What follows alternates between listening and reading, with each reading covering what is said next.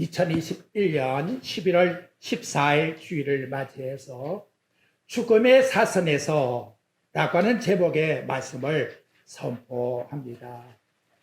죽음의 사선이란 삶과 죽음의 경계선에 있다, 그런 의미지요.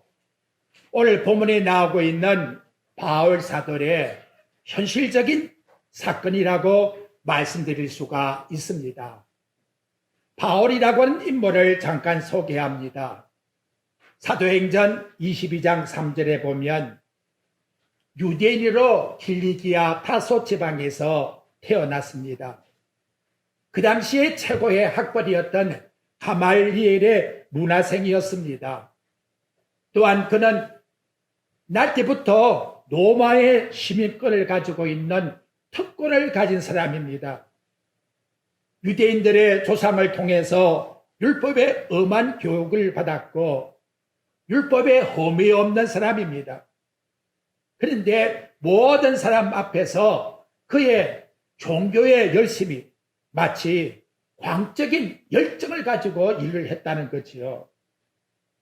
사도행전 9장 2절에 나가보게 되면 그 종교의 도의 열심이 얼마나 큰지, 예수를 믿는다 하는 사람이 있으면 남녀를 막론하고 예루살렘으로 잡아오라고 다메섹에 내려가 유대인의 모든 사람들에게 열심을 보였던 그런 당원이었습니다.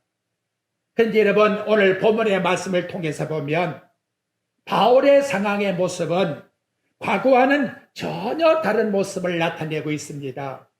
전에는 예수 그리스도를 믿는 사람을 잡으려고 쫓아다녔는데 지금은 예수를 믿는다고 해서 체포가 되어 죄수의 몸으로 로마로 압송되어 가고 있다는 거예요.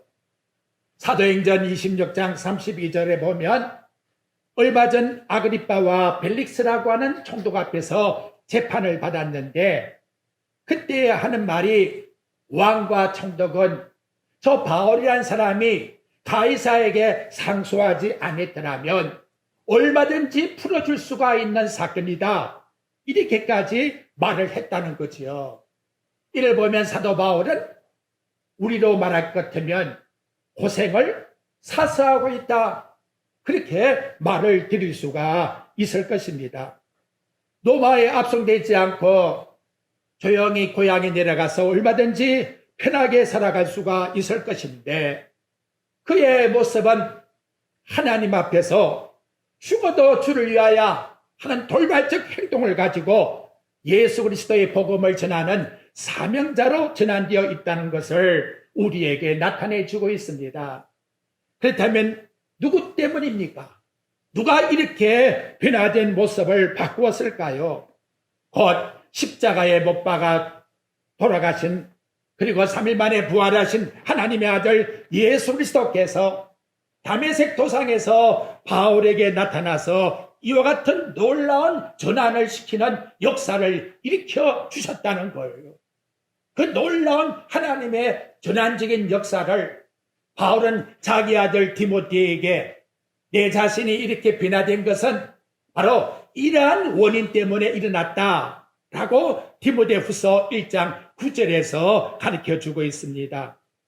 하나님이 우리를 구원하사 거룩하신 소명으로 부르심은 우리 행위대로 하심이 아니요 오직 자기의 뜻과 영원전부터 그리스도 예수 안에서 우리에게 주신 은혜대로 함이라. 영원전부터 하나님이 딱 작정해 놓았는데 그것이 때가 되어서 사울을 바울로 만들어 놓았고 거기에는 행위로 이루어짐이 아니고 전적 하나님의 은혜로 이루어졌다라고 이와 같이 말씀하고 있습니다. 그런데 그리스도의 명령을 따라서 복음을 전하러 로마로 가고 있는 바울의 환경은 지금 어떠한가라는 거지요. 그 환경의 내용이 본문 18절부터 상세하게 기록되어 있습니다. 여러분, 18절 말씀부터 20절에 보십시오.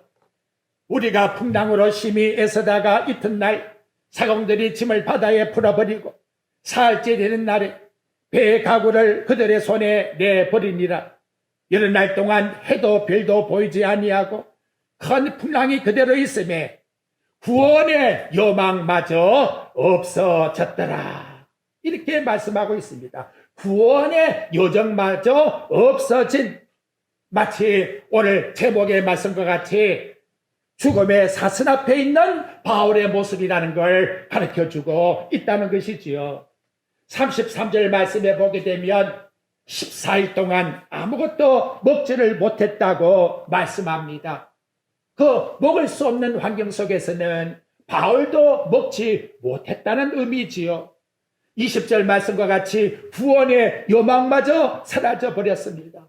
바울의 입장에서는 이제는 죽음만이 네 앞에 있구나 라고 하는 그러한 환경 속에 도달하게 되었다는 것을 우리에게 가르쳐주고 있다는 거예요. 복음을 전하려고 하는데, 하나님을 위해서 완전히 내 자신을 희생하려고 하는데 어떻게 해서 나를 죽음의 사슬 앞에 놓게 만드십니까? 라고 하는 의문과, 잘못하면 원망과 불평을 가질 수 있는 시점이지만, 이해할 수 있는 이러한 시점도 하나님이 사랑하는 사도 바울에게 준 것과 같이 이 땅에 살아가는 하나님의 백성들에게도 얼마든지 당할 수 있다는 것을 우리는 인식하시고 믿으셔야 돼요. 복음을 전하기 위하여 예루살렘에서 2년 동안 옥중에 갇혀 있었습니다. 풀어놨어요. 이제 노마로 간답니다. 백길이 너무 좋아요.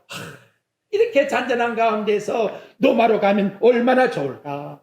한데 조금 지나고 나니까 유라굴라의 풍랑 속에서 죽음의 사슬 앞에 놓이게 되었다는 것을 우리에게 나타내주고 있다는 것이지요. 그러므로 여러분, 이 땅에 하나님의 백성들, 하나님의 사랑을 받고 천국에 간 하나님의 모든 백성들이 그냥 유람선을 타고 편안하게 천국 간 것은 아무도 없다는 거예요. 아무도 없다. 그러면 다 공통점이 뭐냐? 요한계시록 7장 14절 말씀의 내용에 보니까 하나님 나라에 큰 무리가 있는데 어린 양의 피로 옷을 씻었는데 그 공통점이 다 같이 그냥 환란이 아니라 큰 환란 가운데서 나왔다 라고 우리에게 말씀해 주고 있다는 거예요. 여러분, 우리에게 유라굴라 같은 풍랑은 아니라 할지라도 그런 풍랑의 모습으로 얼마든지 나한테 다가올 수가 있습니다. 그래서 여러분, 오늘날 공통적 사람들의 말이 뭐냐? 살기 싫다. 빨리 죽었으면 좋겠다. 얼마 전에 외국에 전화가 왔는데 그런 말을 또 던지더라고요. 이거 정말로 어려운 시절에 살고 있구나. 자, 그렇다면 여러분, 누구나 똑같은 공통점을 가지고 살아가고 있는데 이때 하나님을 진정 믿고 그리스도 안에 살고 있는 우리는 어떤 신앙의 멋을 보여줘야 되겠나요? 유라굴라의 풍랑 속에서 멋진 사도 바울이 보여주는 믿음의 모습이 뭔가, 그걸 이 시간 우리는 발견하셔야 돼요. 그것이 첫째, 바울은 죽음의 사슬 앞에서도 하나님의 말씀을 굳게 붙잡았다. 제수의 몸으로 로마에 가며 유라굴라의 풍랑 속에 시달려 해와 달과 별이 보이지 않는 이주 속에 먹지도 못하고 모든 사람이 구원의 여망 속에 끊어져 있는 이 시점에 바울은 뭐라고 폭풍 속에서 외치고 있느냐? 뭐라고 우리는 우리 입술에서 이 시간 외쳐야 되겠습니까? 유라굴라 같은 풍랑이 내 인생의 모양은 다르나 내게 없음에 오겠다면 우리는 그것을 대항해서 뭐라고 외쳐야 되겠나요? 그 외침의 소리가 무엇입니까?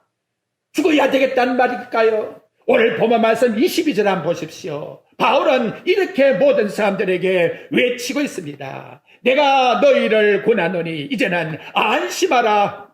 너희 중 아무도 생명에는 아무런 손상을 얻겠고 오직 백뿐이니라. 내가 속한 바 곧 내가 섬기는 하나님의 사자가 어젯밤에 내 곁에 서서 말하되, 바울아 두려워하지 말라. 네가 가이사 앞에 서야 하겠고 하나님께서 너와 함께 항해하는 자를 다 내게 주셨다 했으니 그러므로 여러분이여 안심하라. 그 다음 말씀 우리 한번 읽어봅시다. 내가 이런 고백을 해야 돼요. 25절 하반절 시작. 나는 내게 말씀하신 그대로 되리라고 하나님을 믿노라. 바울이 지금 뭘 믿고 있어요? 배선장을 붙잡고 있습니까? 아니면 화물선에 가지고 있는 돈을 붙잡고 있습니까? 아니면 군사들을 의지하고 있습니까? No. 나는 내게 말씀하신 살아계신 하나님을 믿노라고 이와 같이 고백하고 있다는 거예요. 바울은 유라굴라 풍랑에서만 그런 것이 아니에요. 그 이전에 이미 바울이 사도행전 24장 14절에 보게 되면 벨릭스라고 하는 왕 앞에서도 똑같은 이런 고백을 했다는 거예요. 나는 저희가 이단이라고 하는 도를 따라 조상의 하나님을 섬기고 율법과 및 선지자들의 글에 기록된 것을 다 믿습니다. 다 믿습니다.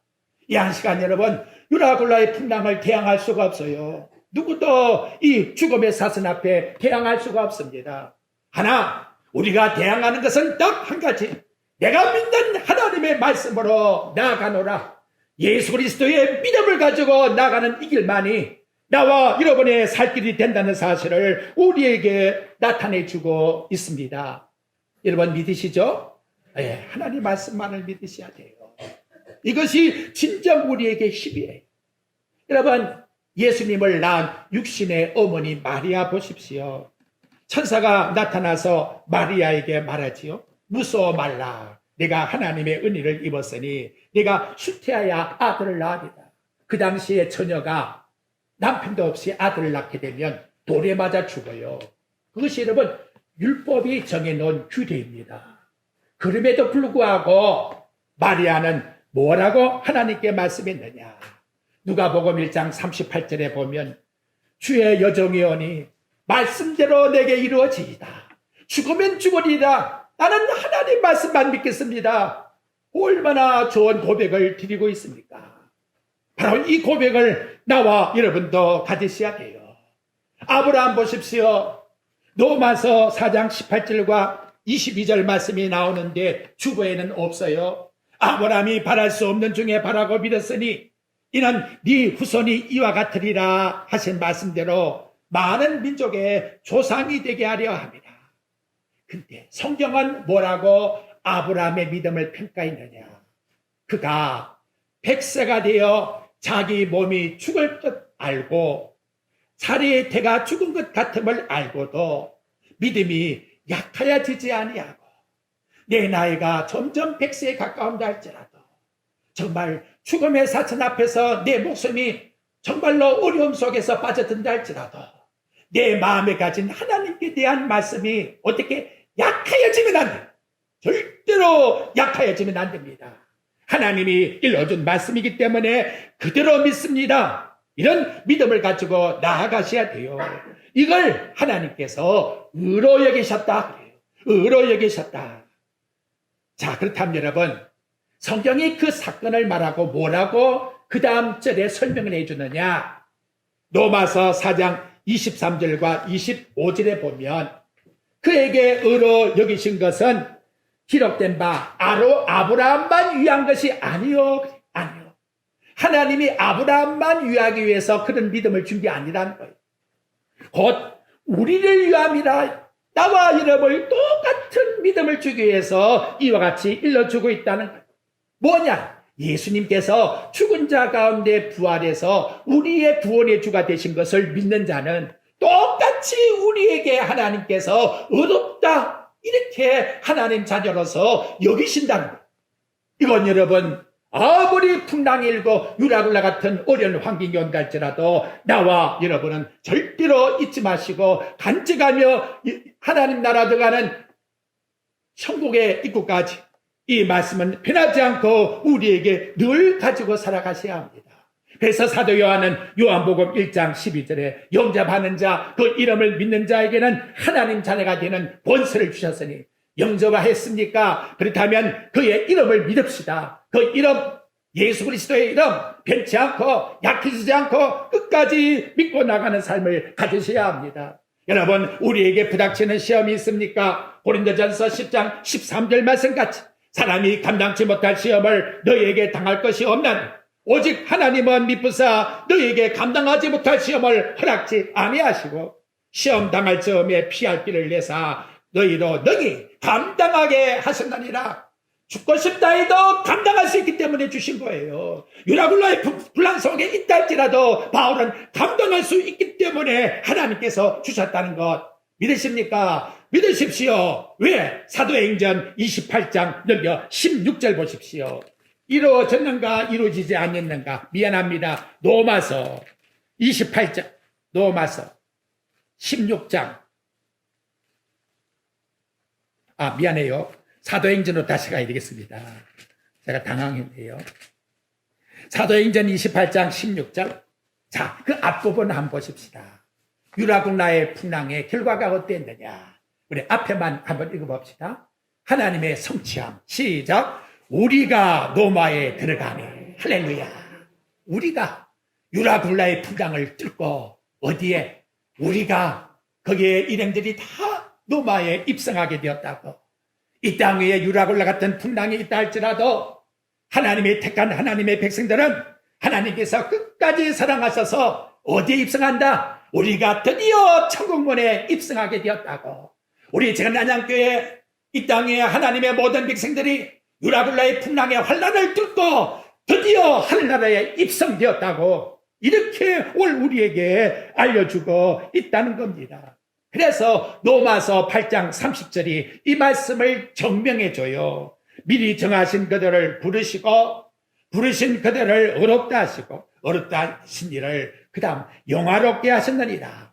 여러분 하나님이 이미 다 이뤄놨다 영화롭게 하셨다라고 하는 그 의미 독사조라고 하는 단어를 써요. 독사는 잊어버리지 않겠지요. 뒤에 조자만 붙이면 돼요. 독사조라는 단어가 헬라어에 나오고 있는데 그 뜻이 뭐냐 하고 봤더니 그 내용의 뜻이 이미 과거에 하나님의 능동에 의해서 우리에게 다 이루어진 놀라운 것은 복수가 아니에요. 단수예요. 각각 하나님이 불러한 하나님이 택한 자에게 정한 그 작정은 반드시 이루어진 제가 이 의미를 보면서 얼마나 오묘한가를 알았어요. 하나님이 창세전에 각각 우리 심령 속에 택한 백성은 이미 천국에 다 들어가도록 하나님이 정해놓았다는 거예요. 그 속에 우리는 잠깐 유라굴라의 풍랑을 만날 뿐이고 이 풍랑을 만난 자를 하나님께서 실패하는 것이 아니라 드디어 우리가 다 로마에 들어갔다고 하신 말씀과 같이 우리도 드디어 영원한 하늘나라에 들어가게 된다. 이미 이뤄놓은 것을 우리는 진행할 뿐이다. 그런 의미에서 고린도후서 5장 1절에 보면 금번에 상을 당한 집사님 가정에 가서 이 말씀을 전했는데요. 무슨 말씀이 나오는가 하면 또 마찬가지더래요. 만일 땅에 있는 우리 장막집이 무너지면 우리 육신이 장막집이에요. 이 장막집은 텐트라서 무너진다는 거예요. 하나님께서 지으신 집 곧 손으로 지은 것이 아니요 하늘에 있는 영원한 집이 우리에게 있는 줄 아느니라. 이게 또 중요한 거예요. 아느니라. 그러면 천국 가서 아느냐 그 말이에요. 아니라 그 말이에요. A도 여의도가 아니고 A도. 근데 이 단어의 의미가 뭐냐? 그 내용에 보니까 천국에 입성하는 것을 바라본다. 그래, 바라본다. 이 땅 위에서 나와 여러분은 지금 천국을 바라보면서 살아가는 마음을 하나님이 다 주셨다는 거예요. 이미 다 하나님의 성취 속에 있다라고 우리에게 말씀하고 있습니다. 그렇다 같으면 이제 우리는 살아도 주를 위하여 살고 주를 위하여 죽나니 유라굴라의 풍랑아 우리에게 온다 할지라도 하나님은 로마의 바울을 입성한 것 같이 우리를 천국에 입성케 하신다. 이렇게 믿고 나가시기를 주의 이름으로 축원드립니다. 두 번째 바울은 이 유라굴라의 풍랑을 뭐라고 했느냐? 고통이라 하지 않고 은혜라고 하고 있잖아요. 은혜. 정말로 이해할 수 없지요. 왜 목사님 그렇게 말씀할 수 있습니까? 바울이 로마에 들어간 다음에 로마 감옥에 갇히지요. 거기서 편지를 쓴 것이 빌립보서입니다. 그래서 옥중서신이라 그래요. 그러면 로마의 감옥에서 어떤 글을 썼느냐? 빌립보 1장 29절 말씀의 내용에 보면 그리스도를 위하여 너희에게 은혜를 주신 것은 우리에게 은혜를 주셨는데 그리스도를 위해서 준 거예요. 내 잘 먹고 잘 살기 위해서 준 게 아니에요. 그리스도를 위하여 그 영광을 위해서 나와 여러분에게 은혜를 주었어요. 다만 그를 믿을 뿐만 아니라 그분이 나의 구원해 주라고 믿는 것만이 아니라 그분 위해서 고난을 당한 것도 받게 하려 하십니다. 뒤에 건 없으면 좋겠는데 그리스도의 영광을 위해서 나와 여러분에게 그분을 믿는 믿음을 주셨고, 그리고 또 준 게 뭐냐? 죄송합니다만은 고난을 주셨다라고 이렇게 말씀하고 있다는 거예요. 자, 그렇다면 여러분, 하나님의 은혜는 뭘까요? 그리스도를 믿는 믿음 플러스 이 땅에 그리스도를 위해서 살고 있는 삶의 고난, 이렇게 우리에게 말씀해 주고 있다는 거예요. 만일 하나님께서 우리에게 은혜를 주셨는데 그 은혜가 내 육체가 잘 먹고 잘 살고 평안하고 육체의 복을 누리게 하기 위해서 하나님이 우리에게 은혜를 주었다면 그것은 인간적 이기적 욕망 욕심의 한계에 달하라는 것이지, 하나님의 말씀하는 은혜라고 하는 진정한 의미를 이해할 수 못한다는 거예요. 그래서 하나님은 유라고의 풍랑, 바울은 죽음의 사슬 앞에서도 이 고난이라는 것이 바로 하나님이 나에게 주신 은혜이다. 여러분, 왜 이걸 은혜라고 풀 수가 있을까요? 풍랑 속에서 바울이 어떻게 이런 행동을 할까? 여러분, 사도행전 27장에 나오는 34절 말씀을 한번 보십시오. 바울이 자기 먹기도 급할 건데 14일 굶주렸으면 정말 아무것도 안 보일 건데 음식을 먹기를 원했다고 34절에 이와 같이 나오지요. 그 다음 35절 보십시오. 떡을 가져다가 모든 사람 앞에서 하나님께 축사하여 떼어 먹기를 시작하네. 이 풍랑 속에서 하나님 앞에 감사의 기도를 드렸다는 거예요. 참 의미가 있지 않아요? 의미가. 이 죽음의 사슬 앞에서도 하나님께 생명이 붙어있다는 이 자체를 가지고 감사함을 하나님께 드리고 있다는 거예요. 이러한 심익이 뭐냐? 이것이 곧 하나님이 우리에게 베푼 은혜라는 거예요. 근데 그 결과가 어떠하냐? 그 탄 배의 사람이 총 몇 명인가 하면 276명이 탔다고 37절에 말해요. 그러면 바울을 빼면 몇 명이지요? 275명이 바울이 축사하는데 다 같이 아멘하는 그와 같은 하나님의 자녀로 만드는 동기의 발상이 환난 속에서 일어났으니, 바울 하나나 죽는다 할지라도 275명이 천국 간다면 이보다 더 좋은 복음의 역사가 어디 있겠습니까? 그래서 이 놀라운 고난 속에서도 이것은 곧 하나님의 은혜라고 말씀하고 있다는 거예요. 여러분, 고린도후서 12장 7절부터 10절에 가게 되면 바울이 눈의 가시 때문에 고통해서 하나님 앞에 3번 간구했는데 노 하고 3번 거절을 당했다는 말씀이 나타나고 있습니다. 그때 하나님 뭐라고 합니까? 나에게 이르기를, 우리에게 이르기를 네 은혜가 네게 족하니라. 지금 당하는 이 자체도 너는 하나님의 은혜인 줄 알고 살아가라.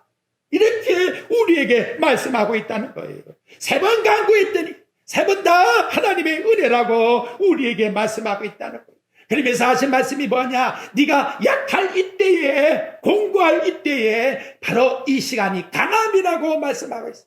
이 약함과 어려움과 공고와 고통과 아픔이 네게 있기 때문에 네가 하나님 앞에 찾고 구하고 하나님을 의지하는 그것이 뭐냐? 하나님의 능력이 네게 있는 증거라고 말씀하고 있다는 거예요. 어떻습니까 여러분? 죄송해요. 기대밖으로 내게 돈이 많이 들어오고 세상의 환경에 살기가 좋아지고 모든 여건이 나아지게 되면 예수님이 언제 떠났는지 없어요. 내 속에는 다 나밖에 없는 거예요. 하지만 여러분, 다시라도 찔려서 아프게 되면 예수님이 가시 빼주세요. 눈의 고통, 내 마음에 들어온 괴로움 하나님 살려주세요.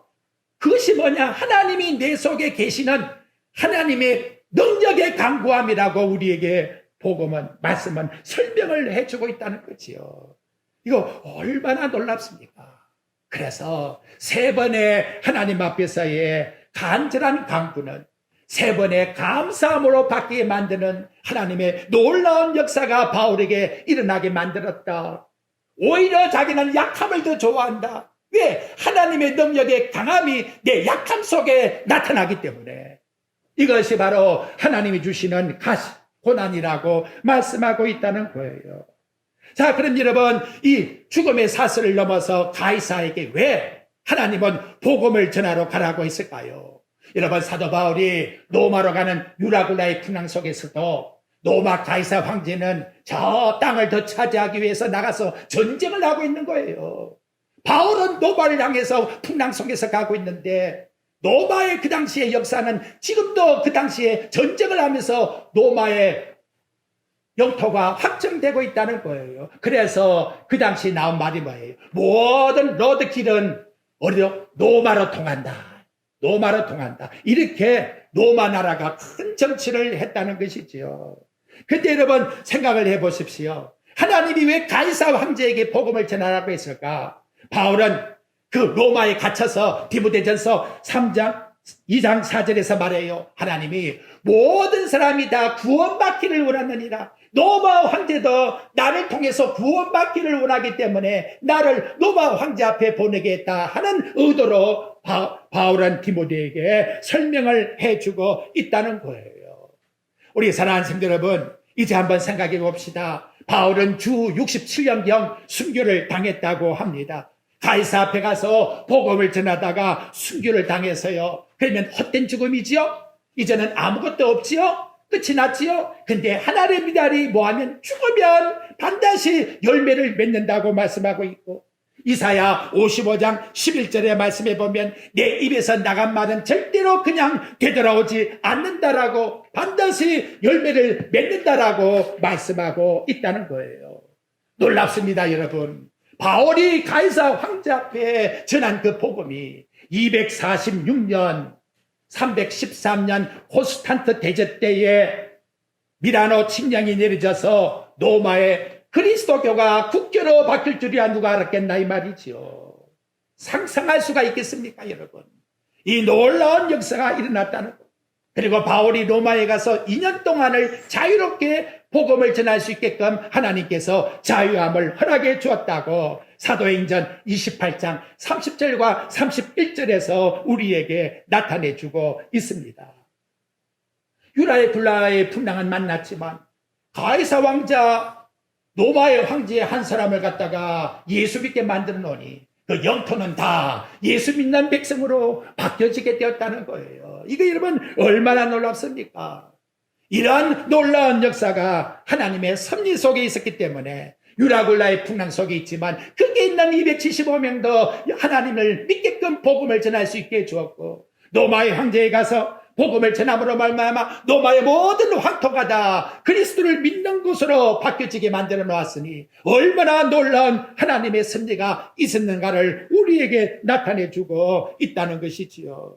이 시간 결론적으로 드릴 말씀은 죽음의 사슬 앞에 일러주고 있는 하나님의 이 음성은 바울에게만 들려주는 말씀이 아니라 꼭 우리들에게 변함 없도록 바로 이러한 믿음을 가지고 살아가도록 하나님이 들려주는 말씀이다 하는 걸 기억해야 합니다. 유라의 풍랑 속에 바울아 두려워하지 말아라 하고 일러준 말씀, 이 시대에 우리에게 어떠한 어려움이 있다 할지라도 바울아 한 말씀처럼 제가 난양교회 성도들아, 이 땅의 하나님의 백성들아, 두려워하지 말아라. 나는 죽었다가 부활한 하나님이니라. 내가 너를 세상 끝날까지 도와주리라. 세상은 악하고 죄악이 극성해진다 할지라도 너희는 나아가서 예수님이 하나님이란 사실을 증거하고 보여주는 복음의 사명을 너희들이 가지고 있는 그 업종에서, 은사 속에서, 모든 분야 속에서 이루어 나아가라 라고 우리에게 말씀해 주고 있습니다. 여러분, 세상 이기는 게 뭘까요? 물질입니까? 자신의 능력입니까? 기술입니까? 아니면 내 자식을 믿는 것입니까? 아니에요. 예수를 믿는 자들에게 유일한 능력은 요한일서 5장 4절 말씀해 보니까 세상을 이기는 능력은 이것이니 곧 따라합시다. 우리의 믿음이라. 우리의 믿음이라. 하나님이 내게 일러준 말씀은 그대로 된다고 나는 믿노라. 이것만이 세상을 이길 수가 있는 것입니다. 사도행전 3장 6절에 있는 말씀같이 베드로가 뭐라 합니까? 은과 금은 내게 없거니와 내게 있는 것으로 내게 주노니 나사렛 예수 그리스도의 이름으로 일어나 걸어라. 이것만이 나와 여러분이 이 땅 위에서 가질 능력이요, 이 능력만이 세상을 이기고 주 앞에 설 수가 있게 된다는 사실을 나와 여러분들에게 가르쳐주고 있다는 것이. 그렇다면 여러분, 바울은 로마 교인들에게 편지하면서 마지막 결론을 어떻게 맺었는가, 그것 보고 마칠게요. 자, 이제는 로마서 16장으로 한번 가보십시오. 똑같은 교훈을 일러줘요. 로마서 16장을 한번 여러분 보십시오. 그리고 마지막 절 말씀에 나온 26절, 27절 내용인데 여러분 26절 말씀을 한번 보십시오. 이제는 나타내신 바 되었으며 영원하신 하나님의 명을 따라. 그러니까 이 하나님의 명령은 지금 갑자기 나온 게 아니죠. 영원 전에 이미 다 이루어진 것을 이 땅에 우리에게 때가 되어서 명령할 뿐인데 선지자들의 글로 말미암아 모든 민족이 믿어 순종하게 하시려고 알게 하신 바 그 신비의 계시를 따라 정말 하나님의 자녀가 아니면 알 수가 없는 계시, 그리고 대상이 모든 민족이 다 예수 믿고 구원받게 하려고 하는 그 순종함을 요구하신다. 그것이 그 다음 참 중요합니다. 자, 보십시오. 이 복음으로 너희를 능히 어떻게 한다? 견고하게 하실 지혜로운 하나님께. 이 복음이 우리를 견고하게 만드는 거예요. 나와 여러분이 위축되고 두려움이 있고 약해지면 무엇이? 이 복음을 의지하고 나가야 능력의 힘을 얻는 거예요. 이번에 성경 쓰기 하면서 나 최계순인 권사님 이야기 듣고 눈물이 납니다. 몸이 너무 약해져서 이제는 죽을 때가 다 됐는가 해서 성경 쓰기를 하면서 하나님 이 성경만 다 쓴다면 나 불러가라고 눈물을 흘리면서 성경을 썼대요. 올라오질 못했는데. 그렇게 나음을 입고 지난주도 나오셨는데 정말 내가 복받아야 되겠구나. 이 복음의 능력만이 우리를 견고케 하는 거예요. 견눈질하지 마세요. 별의별 수단 다 해도 죽음 앞에서는 이길 수가 없어요. 이길 수가 없어요. 여러분 그렇지 않습니까? 그렇지 않습니까? 따져보면 세월은 붙잡을 수가 없어. 나도 얼마 있으면 이제 70이요. 우리 아버지 70살하고 너무나 많이 늙었어. 내가 그 나이가 이제는 다 갖고 장담할 수 있어요? 누가 보장할 수 있어요? 뭘 붙잡고 견고하려고 하십니까? 목회자 사라져요. 인간 다 사라져요. 붙잡을 것은 복음밖에 없다 말. 예수 그리스도밖에 없다 말. 너희들이 그 어려운 가운데 로마의 황제 속에서 살아가고 있지만 복음만을 붙잡고 살아가라. 이것만이 너희들에게 능력이 되느니라. 이렇게 바울은 로마서에서 결론을 맺고 있습니다. 오늘 여러분 우리 주신 말씀 이제 우리 몇 가지 있는데 꼭 기억할 것은 바울같이 내가 죽음의 사슬 앞에서도 내가 붙잡을 것은 무엇뿐이다. 하나님의 말씀뿐이다. 하나님이 나를 예수 믿기 위해서 구원해 주었으니 당연한 거야. 나는 예수만 의지하고 살든지 살 거야. 고난이 있어 내게 어려움을 주면 하나님 또 무슨 뜻이 내게 있나요? 이 분난 속에서도 이 고난 속에서도 은혜 되게 하옵소서. 은혜 되게 하옵소서. 이 뜻을 통해서 하나님 영광 받아 주옵소서. 이렇게 우리 주님 앞에 구합시다. 약함 속에 하나님은 강한 능력을 붙잡아 주시고 성도들을 도와주십니다. 아울러서 가이사 앞에 서야 된다고 하는 이 사명. 그렇다면 우리에게도 이제 남은 여성에 내게 어떤 사명이 있는가를 기억했어. 하나님 내게 주신 이 땅에서 남은 여성의 사명이 무엇인가?